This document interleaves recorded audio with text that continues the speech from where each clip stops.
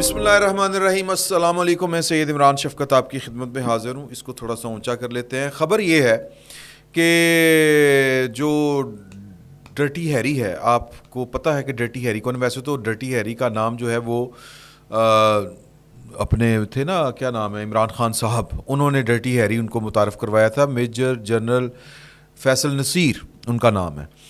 ان کی اسمگلنگ کی ان کے بزنس ہے. یہ آپ کو بات جو تھی پہلی دفعہ کہاں سے سننے کو ملی؟ ظاہر ہے کہ پاکستان تحریک انصاف کے جتنے لوگ ہیں اس کے اوپر بلیو کرتے ہیں.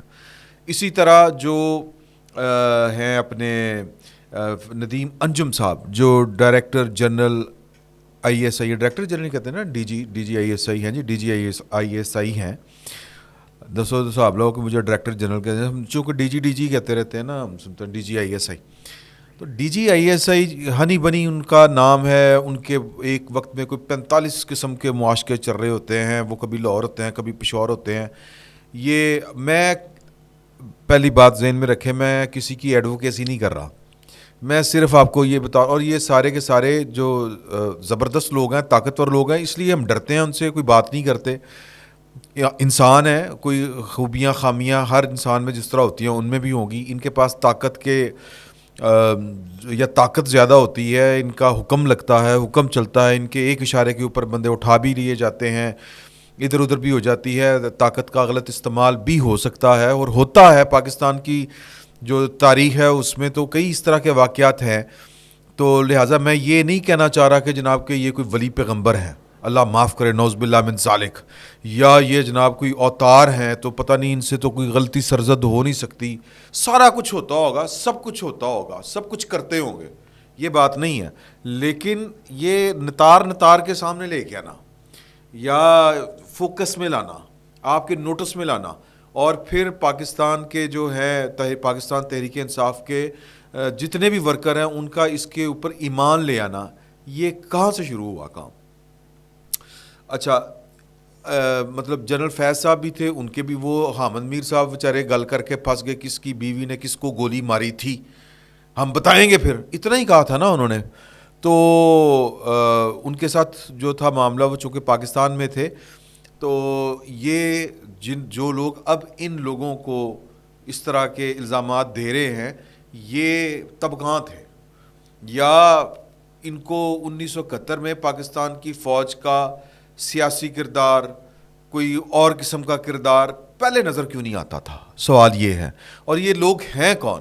اور پھر یہ جہاں سے ساری باتیں آئی تھی نا, وہ ایک ہی شخصیت ہے, وہ میں اس کا کیا نام لوں کیا نام لینا چاہیے؟ بعض اوقات تو بندے کو لگتا ہے کہ یار کہ میں کیا, اللہ معاف کرے, گند جو ہے وہ ڈسکس کر رہا ہوں. لیکن یہ گند ڈسکس کرنا ضروری تھا, اس لیے میری معذرت بھی قبول کیجیے. پھر جو 9 مئی کا واقعہ ہوا, میں نے پہلے بھی کئی دفعہ یہ گزارش کی ہے آپ سے کہ یہ عمران خان صاحب کو پاکستان کی فوج میں سرو کرنے والے لوگوں نے جو طرح طرح کے ان کے کان بھرے تھے, ان کو یقین دلایا تھا کہ جناب کہ سب جنرل فیض کے ساتھ سیٹ ہے, اور 5 جنرل جو ہیں وہ عاصم منیر صاحب کے ساتھ رلے ہوئے ہیں. یہ کون تھا؟ یہ کون کہہ رہا تھا؟ اور یہ ظاہر ہے کہ یہ وہی لوگ کہہ رہے تھے جو پاکستان کی فوج میں جنہوں نے سرو کیا ہوا ہے. اچھا, وہ ایک اور معاملہ یہ ہوا تھا کہ میں نے پہلے بھی یہ والی بات کہی تھی, اور یہ بات بہت سے طاقتور لوگوں کو بری لگی تھی کہ جو لوگ یہ باتیں کرتے ہیں, اس وقت پاکستان کی فوج کو جتنا نقصان پاکستان کی فوج میں کام کرنے والے ان لوگوں نے جن کو پاکستان کی فوج نے پروپیگنڈے کے لیے یوز کیا تھا, استعمال کیا تھا, ان کے معاشی انٹرسٹ جن کو ہم کہتے ہیں اکنامک انٹرسٹ, مال پہ روکڑا problem is the main problem, وہ عمران خان صاحب کے ساتھ جڑ گئے تھے, جنہاں دا ایتھی دبئی تو چھوٹا لفظ ہے, جن کا یہاں پہ جناب کو امریکہ کینیڈا بنا ہوا تھا, ولایت بنا ہوا تھا. وہ جب عمران خان نکلا ہے یا اس کو نکالا گیا ہے, جب یہ والے لوگ آئے ہیں, نئی رجیم چینج ہوئی ہے, نیا ایک اوپر نیچے ہوا ہے کام, تو ان کو سب سے زیادہ تکلیف ہوئی ہے. اور ان کو بھرم یہ کہ ان کے ساتھ سرو کرنے والے لوگ, کوئی جرنیل ہے, کوئی بریگیڈیئر ہے, کوئی کچھ ہے, کوئی کچھ ہے, تو سانو کون ہاتھ لا سکتا ہے؟ تو یہ آج بھی انٹچیبل ہیں, یہ آنے والے دنوں میں بھی انٹچیبل ہوں گے. کچھ تو انٹچیبل اس لیے ہیں کہ وہ پاکستان سے باہر ہیں، جن کی میں ساری باتیں کر رہا ہوں، جس شخص کی وہ عدیل راجہ کے عادل راجہ نام ہے. میں آج کل ان کی ایک ویڈیو آئی ہوئی ہے، آڈیو لیک ہوئی ہے.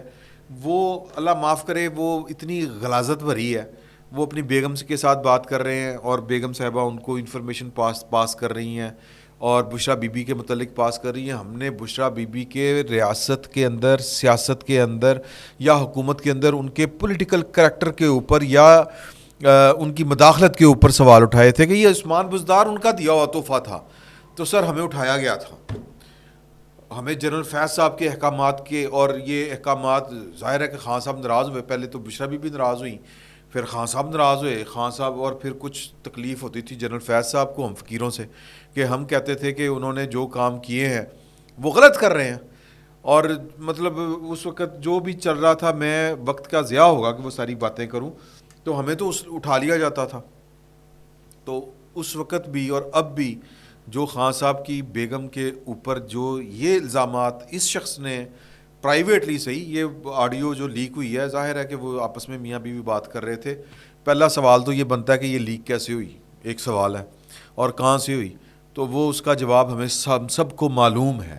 میں نے آپ کو یہ والی بات بتائی تھی کہ عمران خان صاحب کی اپنی بیگم کے ساتھ بھی گفتگو کچھ لوگوں کے پاس ہے. وہ لوگ وہی ہیں جن کے پاس یہ ریکارڈنگز ہوتی ہے، جن کو یہ کام آتے ہیں اور جو کام یہ ہمیشہ سے کرتے ہیں. اور اس ریکارڈنگ میں وہ اپنی بیگم کو بتا رہے ہیں کہ اے بس انقلاب آ رہے ہیں. اور میں نے جب بھی یہ نہ بھی آیا، تو جب بھی میری حکومت آنی ہے، میں نے یہ جو بندے ہیں نا، انہوں نے نام بتائے تھے کچھ صحافیوں کے، کچھ جرنیلوں کے، کچھ ججوں کے، ان کو نہیں میں نے چھوڑنا گفتگو کرتے ہوئے وہ جس طرح ہوتا ہے. تو وہ بھی ریکارڈنگز ہیں ان کے پاس، اور یہ ان دنوں کی ریکارڈنگز ہیں جن دنوں وہ ادھر بیٹھا کرتے تھے اپنے نہر والے گھر رضوان پارک میں. تو ریکارڈنگز جو لوگ کرتے ہیں وہ کرتے ہیں. تو یہ ریکارڈنگ سامنے آئی ہے، اور اس ریکارڈنگ میں اتنا گند بولا گیا ہے بشریٰ بی بی کے بارے میں، ان کی پاکستان تحریک انصاف کی کچھ اور خواتین کے بارے میں. میں آج تک 2 آڈیوز نہیں سن سکا آج تک. ایک عمران خان صاحب کی وہ غلیظ قسم کی آڈیو تھی، کوئی 10 منٹ کی کہ 7 منٹ کی، مجھے یاد نہیں ہے. وہ مارکیٹ میں گھومتے گھومتے مجھ تک پہنچی تھی، وہ جس میں ایک میں تو وہ غالباً سمیرہ ملک صاحبہ کی آواز تھی، دوسری میں پتہ نہیں کس کی آواز تھی. وہ جو دوسری لمبی والی آڈیو تھی وہ اتنی غلیظ تھی کہ مجھ سے نا 5-7 سیکنڈ، مجھے صحیح طرح وہ وقت یاد نہیں ہے. وہ جب میں نے آپ کو پہلی دفعہ بتایا تھا، وہ میں نے اتنی ہی سنی تھی، اس سے زیادہ نہیں سن سکا تھا. یہ بھی میں پوری نہیں سن سکا. مطلب جہاں سے انہوں نے بشریٰ بی بی کا ذکر کیا ہے کہ ان کا کہ وہ بیسیکلی ہیں کیا، اس سے آگے میری ہمت نہیں پڑی. مجھے پھر کسی نے بتایا ابھی تھوڑی دیر پہلے کہ وہ تو کچھ اور خواتین، شاندانہ، گلزار، پتہ نہیں کن کن کا وہ ذکر کر رہے ہیں کہ جی کہ وہ بھی کیا. میں صرف یہ کہنا چاہتا ہوں کہ 2 باتیں کہنا چاہتا ہوں کہ یہ وہی شخص ہیں جن کی بات کے اوپر یقین کر کے پاکستان کے جتنے تحریک انصاف کے کارکن ہیں وہ یقین کر کے بیٹھ گئے ہیں کہ جنرل عاصم منیر، اور عمران خان صاحب نے بھی کر لیا تھا یقین کہ عاصم منیر صاحب کلے نے صرف 5 جرنیل عاصم منیر صاحب کے ساتھ ہیں، اور اس غلط فہمی میں وہ 9 مئی کا بم کو لت مار دی اس گھوڑے نے. وہ ایک گھوڑا تھا نا، وہ ہر چیز جو سامنے آتی تھی وہ اس کو دلتی مار دیتا تھا. تو وہ گجی گجی لومڑی، سوری وہ یہ ہمارے پنجابی کی مثال ہے، وہ گجا گجا گھوڑا تو جناب بم نو لت، وہ بم نو لت مار دیتی ہے. یہ 9 مئی جو ہے یہ بم نو لت وجی سر. تو وہ بھی ایسے ہی انہی کی باتوں کے اوپر یقین کیا تھا. دیل وٹس ایور، دیل کے عادل راجہ، ان کا میں نے پھر اس کے بعد دیکھے ہیں ٹویٹ مسلسل یہ کیا پاکستان کی فوج کے بارے میں گند پھیلا رہے ہیں. میں صرف آپ سے یہ گزارش کرنا چاہ رہا ہوں کہ یہ میں آپ کو ایک ٹویٹ پڑھ کے سنانے لگا ہوں کہ ان فوجی جرنیلوں اور ان کے بغل بچوں نے آدھا ملک ہندوستان کے آگے 1971 میں گنوایا اور ہتھیار ڈال دیے تھے، اور بقیہ ملک اب آ کر ہندوستانی اثاثوں کے حوالے کر کے ہتھیار ڈالنے جا رہے ہیں.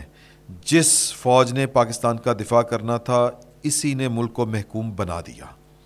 اب یہ تصویر ہے، اگر آپ دیکھیں، ایک طرف جناب وہ ڈرٹی ہیری ہیں جی، اور ایک طرف جنرل عاصم منیر، ایک طرف یہ پروڈیوسر صاحب ذرا لگا دیجیے گا نا تصویر ذرا. پھر اسی میں ایک بادشاہ بن کے بیٹھے ہیں نواز شریف، اور جناب دائیں بائیں پاکستان کا اور حکومت پاکستان کا جھنڈا ہے. فوجی دعائیں مانگ رہے ہیں, منتیں کر رہے ہیں زمین پہ بیٹھ کے. اچھا یہ سارے کا سارا, پہلی بات تو میں پروجیکٹ عمران خان چلانے والوں کو, مجھے یہ ساری چیزیں دیکھ کے بہت کمینی سی خوشی ہوتی ہے. دکھ بھی ہوتا ہے, دکھ یہ ہوتا ہے کہ یار یہ فوج کو اتنا ملعون جب کر دیں گے تو پھر سر فوج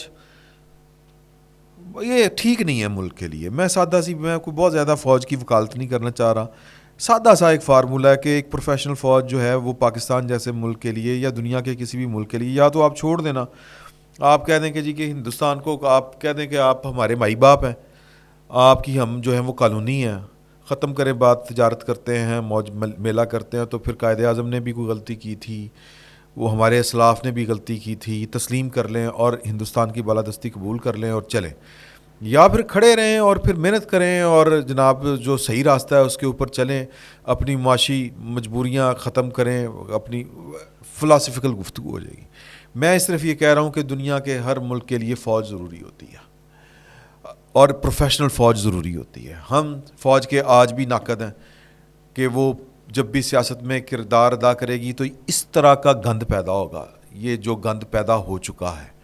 تو مجھے کمینی سی خوشی یہ ہوتی ہے کہ جب آپ کسی کو سمجھاتے ہیں نا, آپ اپنے بیٹے کو بھی سمجھا رہے ہو نا کہ بیٹا ایس انگلی دے وچ اس موری کے اندر انگلی نہ تن, ایسے کوئی کیڑا کٹ لے گا.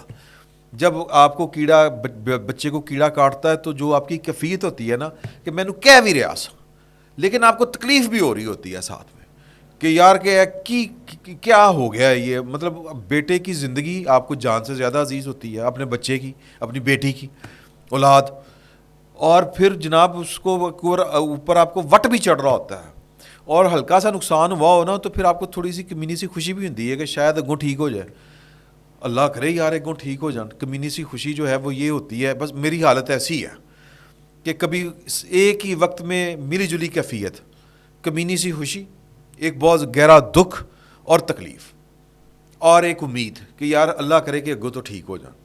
تو یہ عادل راجہ صاحب جو ہیں یہ زہر مسلسل پھیلا رہے ہیں.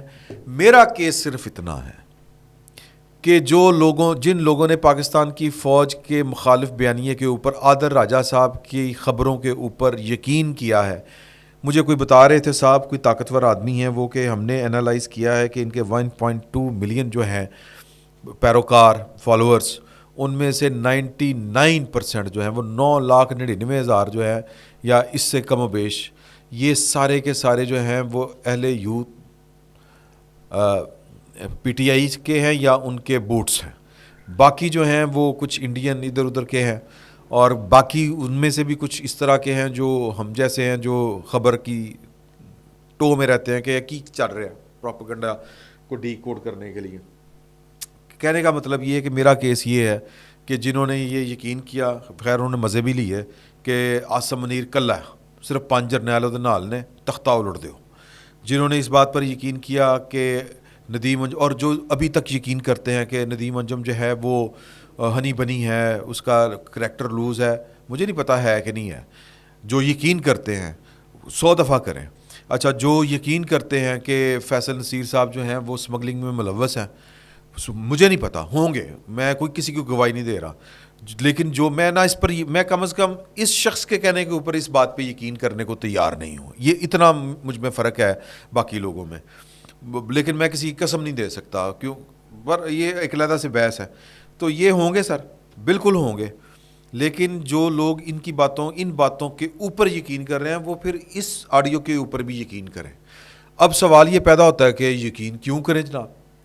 تو یہ اس کا جواب یہ ہے کہ یہ آڈیو آئی ہے, اس کے اوپر 2 کام ہو سکتے ہیں. ایک کہ جو جن کو بہت زیادہ ہوتا ہے نا مسئلہ, وہ کوئی بھی فریق, 2 فریق ہیں اس کے, ایک پاکستان کی ریاست ہے, پاکستان کی ریاست سے مراد ہے کہ جنرل آصم منیر صاحب ہیں, ان کے خلاف نیگیٹو پروپیگنڈا ہوتا ہے. ندیم انجم صاحب ہیں, ان کے خلاف نیگیٹو پروپیگنڈا ہوتا ہے, یہ ان کے خلاف جو بھی باتیں کرتے ہیں. تیسرے ہیں جناب فیصل نصیر صاحب ہیں جی, پاکستان کی ریاست, پاکستان کے وزیر اعظم, ISPR. اچھا نون لیگ والے تھوڑی بہت ان کو بھی مسئلے مسائل ہیں. یا پھر فریق ہیں عادل راجہ صاحب, ان کی بیگم, یہ اپنی بیگم کے ساتھ ان کی آڈیو ہے. وہ ان کو زیادہ سہولت ہے. وہ خود, میرا خیال ہے کہ یہ الزام ان کے اوپر لگ رہا ہے, تو وہ خود ادھر بیٹھے ہیں لندن میں, اس کا فرانزک کرا لیں. اگر بے گناہ ہے تو جناب یہ جو باتیں کہیں گے وہ پھر بالکل ٹھیک ہوں گی. اگر یہ بے گناہ نہیں ہے تو میرا خیال ہے کہ پھر شاید ان کو پھر بھی فرق نہیں پڑے گا. مجھے لگتا ہے کہ عادل راجہ صاحب تو کم از کم یہ والی فرانزک نہیں کروائیں گے, لیکن باقی ہماری جو ریاست ہے, ریاستی ادارے ہیں, وہ ان کا فرانزک کروائیں. جان چھوٹنے کا سنہری موقع ہے. میری جو گٹ فیلنگ ہے وہ یہ ہے کہ یہ بندہ جھوٹا ہے, کیونکہ اس نے اتنے بہتان, کچھ خبروں کا آپ کاؤنٹر چیک کر لیتے ہیں, مجھے یہ بندہ ٹھیک نہیں لگ رہا. لیکن اگر اس کے اوپر کوئی سند مل جائے کسی ادارے کی اور فول پروف ہو, کوئی 2-3 جگہ سے کراس چیک کروا لیں یار, تو اس سے جان چھوٹ سکتی ہے. اور اس کے خلاف لندن میں بھی بیٹھ کے کوئی نہ کوئی کیس ہو سکتا ہے اس بنیاد کے اوپر کہ یہ جو ٹویٹ کرتا ہے. تو باقی جناب میں صرف یہ کہنا چاہ رہا ہوں کہ جو ان کی باتوں کے اوپر انٹل انلیس کس کا فرانزک نہیں ہو جاتا, جو اس کی باتوں پہ اوپر یقین کرتے ہیں ان کو پھر اس آڈیو کے اوپر بھی یقین کرنا چاہیے. اگوں مرضی ڈاڈی اپنی. فی الوقت اتنا ہی, بہت بہت شکریہ.